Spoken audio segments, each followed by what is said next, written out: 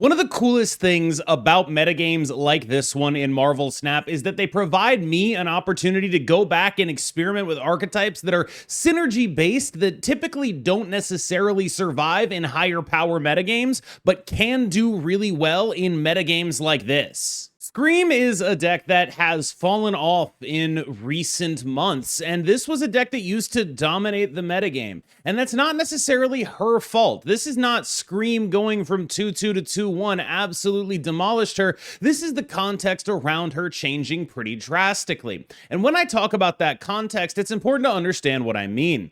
What Scream is best at doing is beating sort of dinky play one card every turn until turn 6 mid-range decks. She outscales them, and I think this is also crucial, they typically aren't playing the right tech to interact with this deck. You are not going to have a lot of good Shang-Chi targets out of a Scream deck most of the time.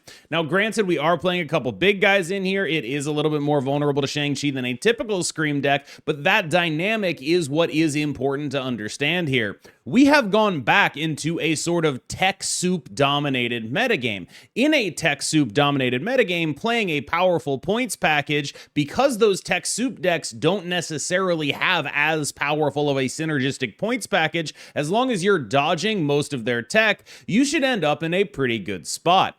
This is what Scream is taking advantage of right now. However, it's still a little bit behind some of the other synergy decks, like Victoria Hand.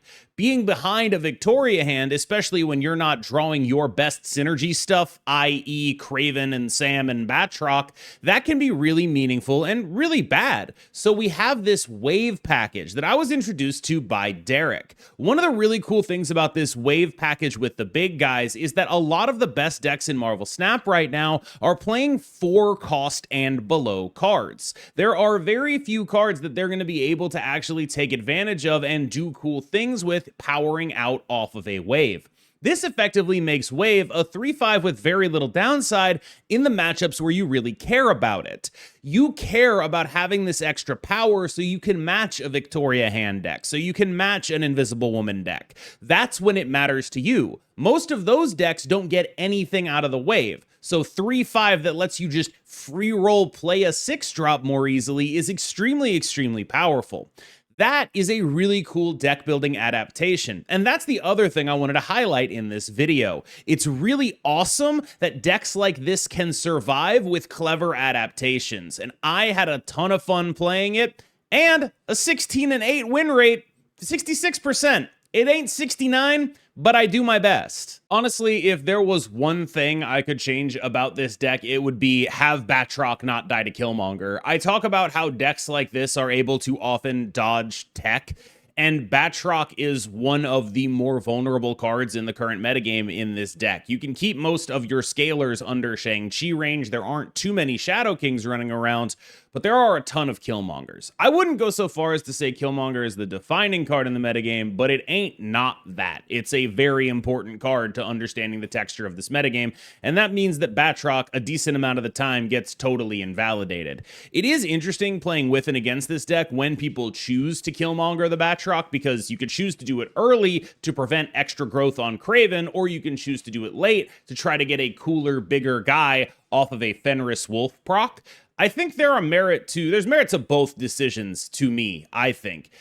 Typically what I try to do is if I have a Shang-Chi and a Killmonger, what I'll do is I'll let them scale the Kraven up, because the only way that Kraven is getting into Shang-Chi range is if they have a Batroc and a Sam. So otherwise, I'm not really worried about that. I'm not getting anything out of my Shang-Chi. So hopefully I can set things up in that way. But it can definitely clog you up in terms of energy on the later turns of the game.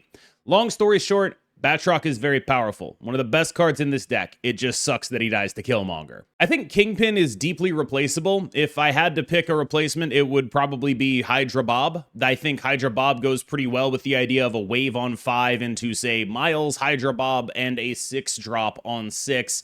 That kind of stuff makes sense to me. Kingpin is a card that has like a sort of soft Nebula effect. Once you put the Kingpin on the board, they're just playing in that lane, so you can't move stuff in there. There's cool things you can do, like obviously this in a Magneto does some really cool stuff, especially off of a wave, like this as the card you play alongside of Magneto off of a wave. Very slick, but it is fairly limited in application because it's so face up. I scream, you scream, we all scream for Scream.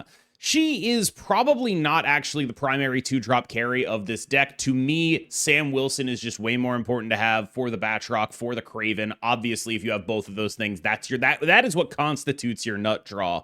But it's not like Scream is bad. She's very, very solid at this sort of small ball game plan. It's just the way this deck's curve is set up, there's a lot of awkward, like, do I play a 2-on-3? Do I play a 3-on-4 stuff? And I think that is something to definitely take note of. I wish there was a way to smooth this deck out a little bit more, but so many of the power cards are these 2-cost scalers that they're just so much better than even curving out on 3 a lot of the time.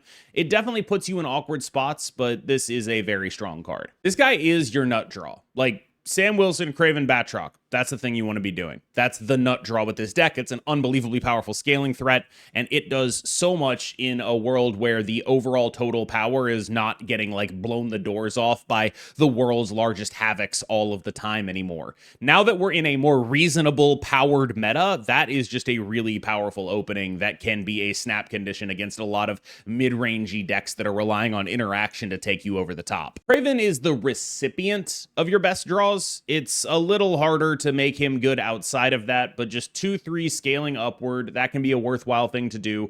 I don't have anything bad to say about Craven. Obviously, he's excellent in the detailed scenario that I talked about previously, but he's far from the world's greatest card. He's just a solid scaler, kind of like a modern-day Angela that's a little harder to make work.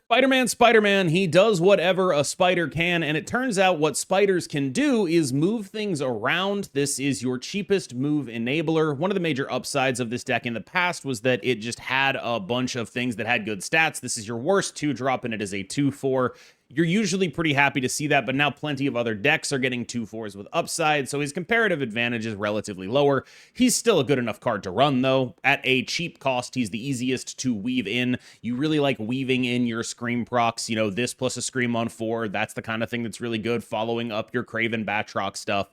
It is quite reasonable to play this card very often in this deck. Just an absolute stellar role player, probably the best of the movers in this deck. Maybe Magneto competes. I don't love Silk, but you don't have a second Sam Wilson, and you really need a second worse Sam Wilson, and that's really what Silk is doing here. She is worse Sam Wilson. She triggers your Batroc, she triggers your Craven, she does it badly. You have to think about her. I hate having to think about her, but you do need a runner. When I said Spider-Man was the best of the movers in this deck, I was very specifically comparing him in my mind to Polaris, who just, like, really kind of sucks.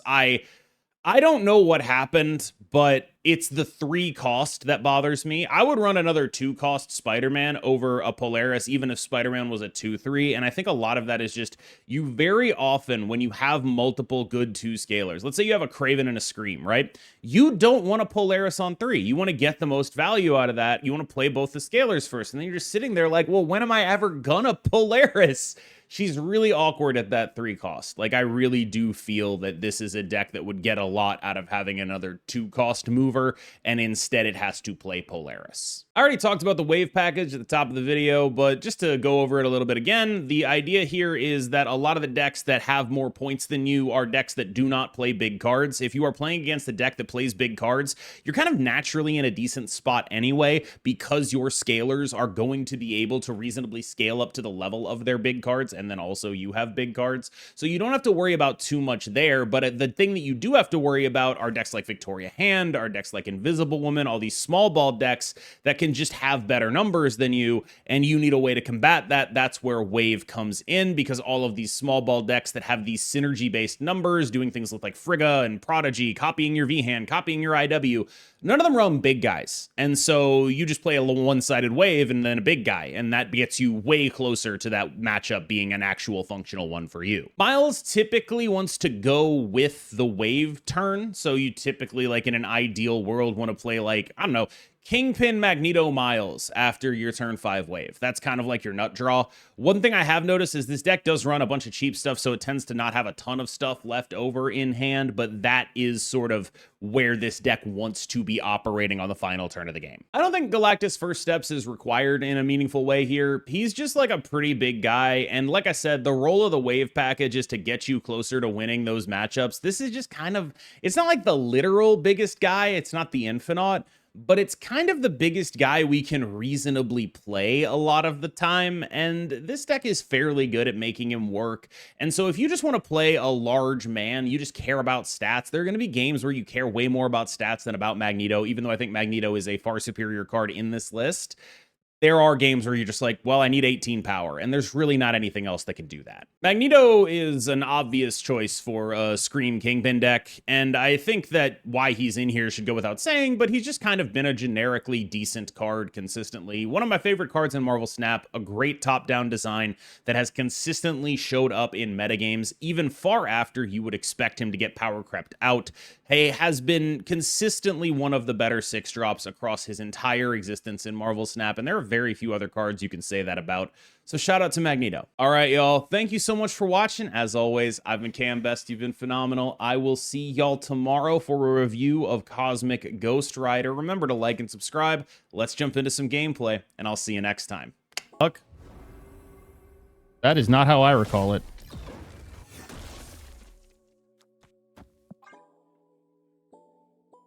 Not how I remember it.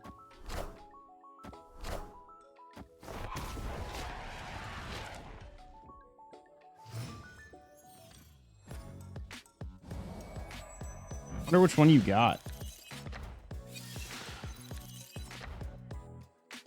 The Galactus effect that the card was showing the copycat. I was not paying attention, it seems.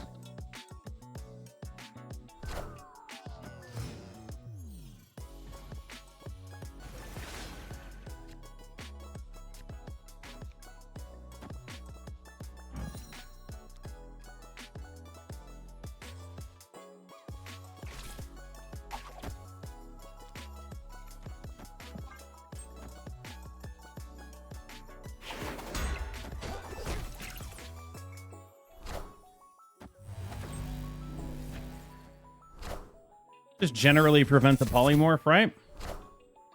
Yeah, sure. I mean, like, it's not my favorite thing I've ever done, but I can't be mad at it.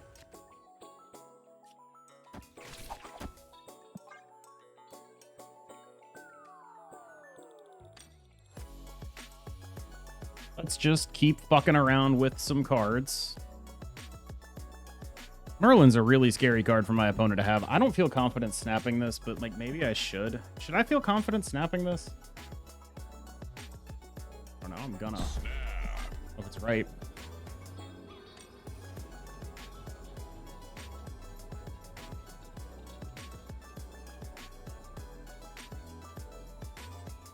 It is Clog.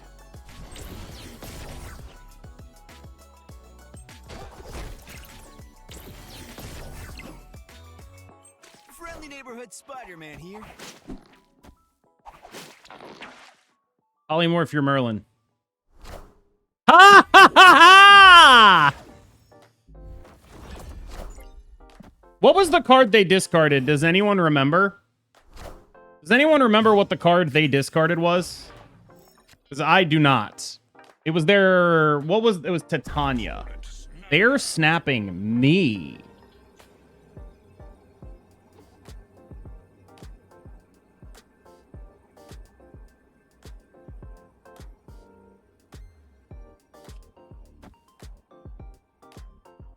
What are they snapping me about?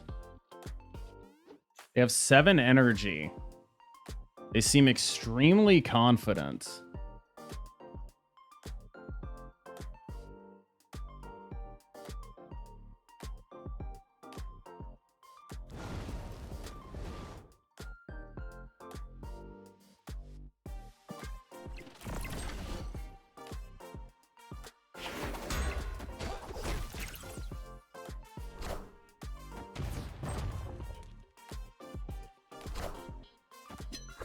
Sure. Friendly neighborhood Spider-Man here.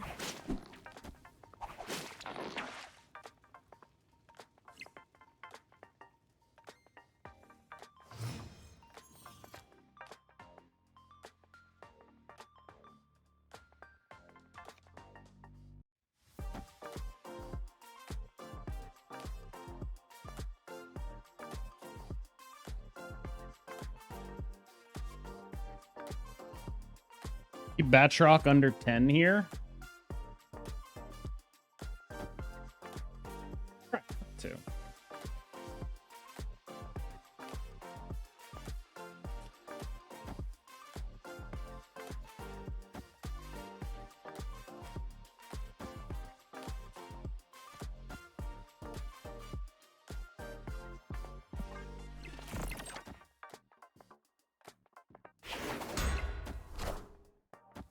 We are the future.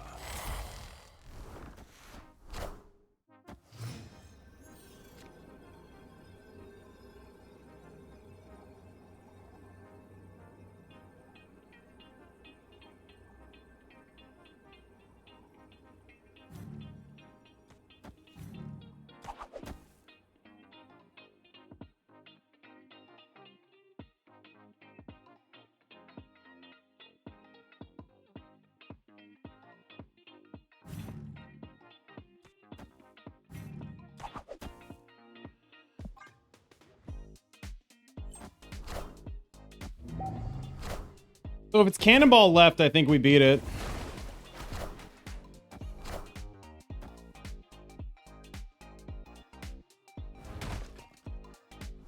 Yep. Okay, we beat everything.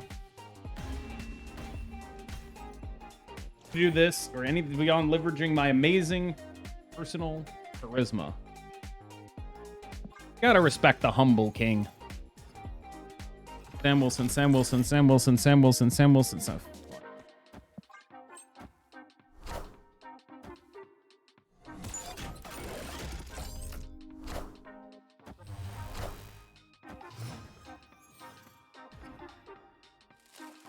Sam Wilson, Sam Wilson, Sam Wilson, Sam Wilson, Sam Wilson. Fanta is a Nazi soda.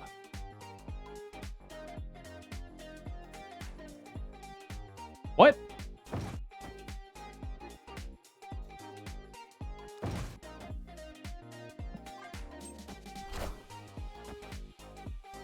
Like, that sounds like something that could be true. That sounds like a thing I'd be willing to believe.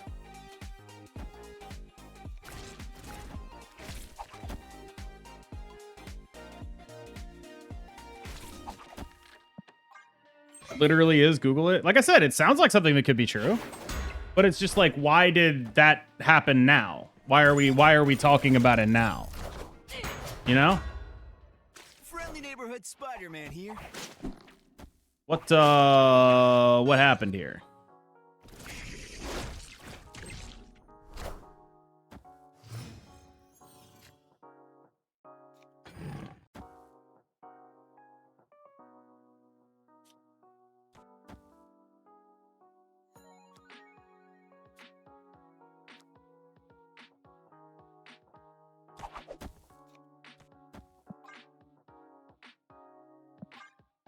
I have 2 6-drops here. Obviously, we're drawing them.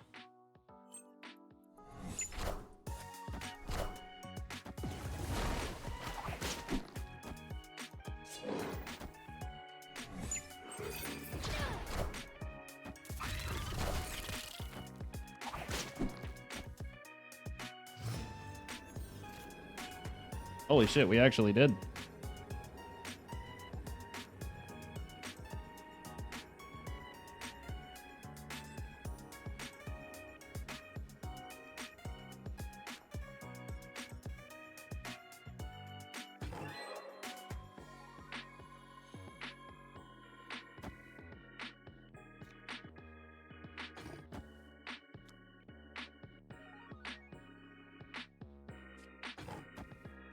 What do we think about this?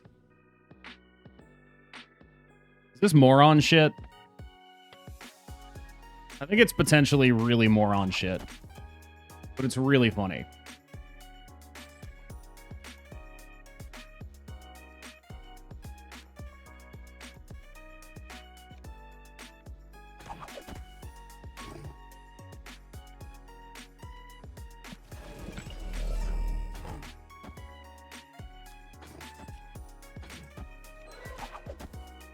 Potentially impossibly stupid play.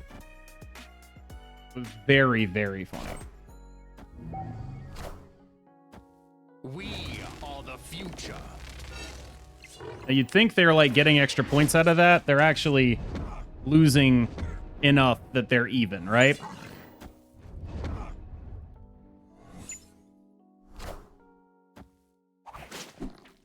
Now, depending on their order here, we might also manage to get an even bigger silk.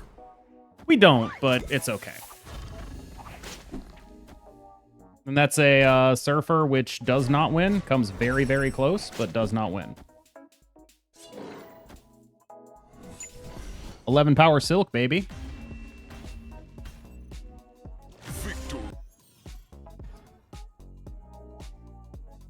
W stream? Yeah, you're fucking right it is. You're fucking right it is.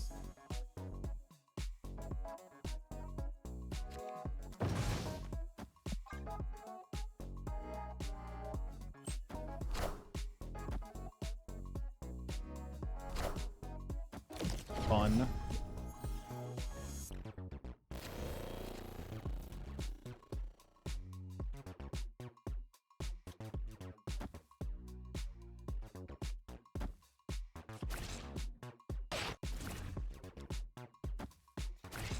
Is this as baller as I think it might be?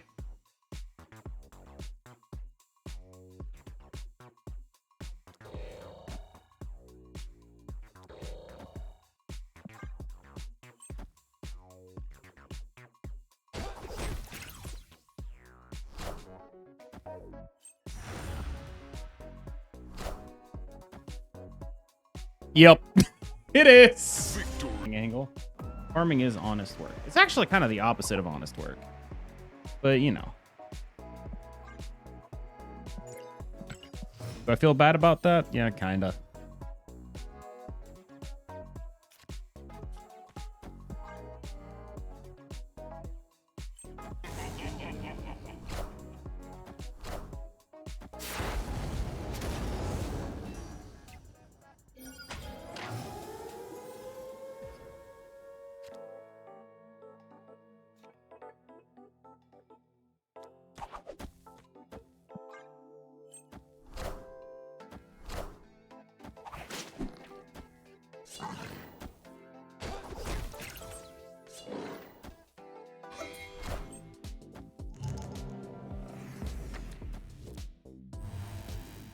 Only really Magneto would have not worked there. I do get it back. I don't get it back. That's life, I suppose. I wish it was a free Polaris later.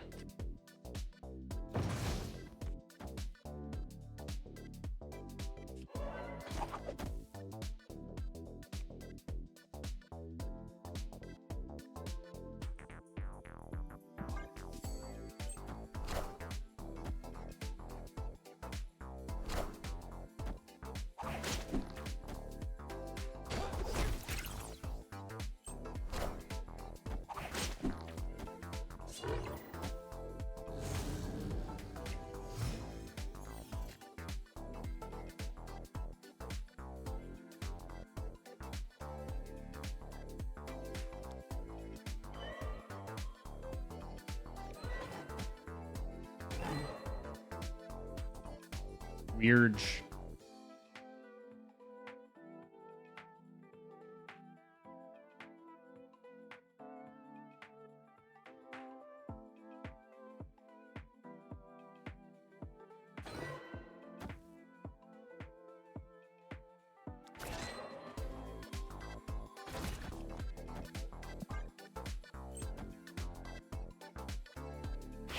That can't be good.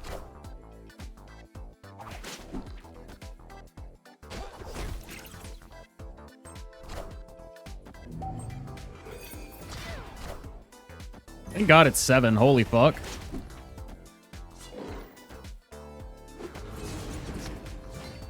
Batroc went absolute beast mode there. I mean, goddamn.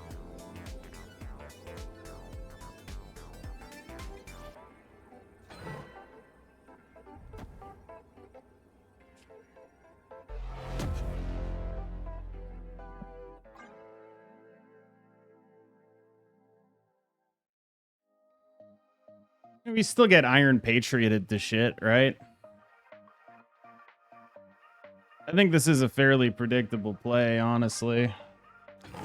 Like, to the point that I'm kind of wondering if the actual move is, like, just do that. The problem is, if they can just win the middle, we're in a lot of trouble, so I don't think I get to do that.